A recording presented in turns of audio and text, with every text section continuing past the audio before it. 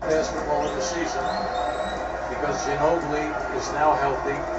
So your first unit is solid, the second unit, and then naturally the question mark will be the availability of Splitter, either with that first unit or if Diao is allowed to come back and then fill that spot. So they do have some question marks also if they knock the Lakers out on Sunday night or they win the series quickly.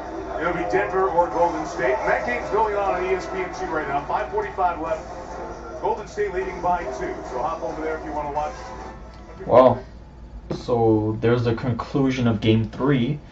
Spurs just won by 31 points for a total score of 120-89. Not to mention that was also a home game for LA. That was the worst playoff home loss in the Lakers franchise history. 31 points. Though I do show tremendous pity to LA because they were playing Bryantless, Nashless, and Blakeless. So 3 key players were out. So that's why, even though the NBA is most likely never gonna do this, but I do feel that in games like this, I do feel that there has to be an asterisk next to the opposing team's victory, because I just don't think it's fair to. I mean, I'm not trying to discredit the Spurs on this big win tonight, but I just don't think it's fair for LA, because I'm sorry, I just don't think it's fair for LA to not have an asterisk next to this loss, because they, again, obviously they were playing without 3 key players, and one of those key players being their best player, who was also among one of the top 15 greatest players to ever play the game of basketball in the NBA. No question about that. Second greatest shooting guard of all time. If you don't know who I'm talking about, it's quite obvious, but I'll just be generous enough and say it: Kobe Bean Bryant. Yeah, Kobe Bean Bryant, who is among the top 15 greatest players of all time. No question about it. Second greatest shooting guard of all time. No question about it. We all know who the greatest player of all time is. Okay, there's no need to explain that. Now the question comes to mind: will LA get swept, or will they win or will they get knocked off in 6 games, just as I had predicted? I'm gonna keep my same prediction. I say Spurs in 6.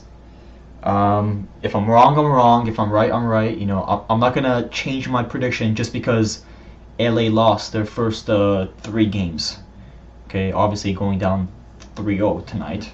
I believe the next game is on Sunday the 28th. That's also going to be in LA. Let's just hope they don't get swept. Okay. I'm not a fan of either team. I can care less about the Spurs or the Lakers, but I'm just calling the shots how it is. Now, for the LA fans, you know, please don't tell yourselves that if Kobe, Nash, and the entire team was playing, that the Lakers would win this series. Okay, I don't think so. Honestly, even with a healthy Kobe, or I'm sorry, healthier Kobe, with the without the Achilles injury, okay, and along with every other player on the Lakers team playing, I still do think that the Spurs would take the series. Probably not in 6 games as I had predicted, but probably in 7. Okay, the Spurs this year are just too darn good. Along with the injury of Russell Westbrook in OKC, the Spurs have that much better of a chance to get to the NBA championship stage to play the Heat, in my prediction. Alright. Now, there's my take on that. Good luck to both teams, I guess. May the best team win this series.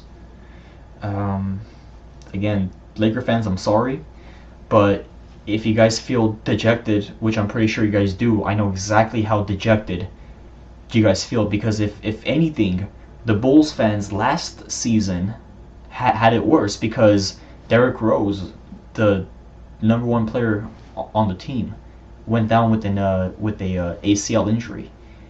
Not to mention, we were the number 1 seed last year, getting knocked out in the first round. Now that was dejection at its finest, if I can put it that way. So that's just some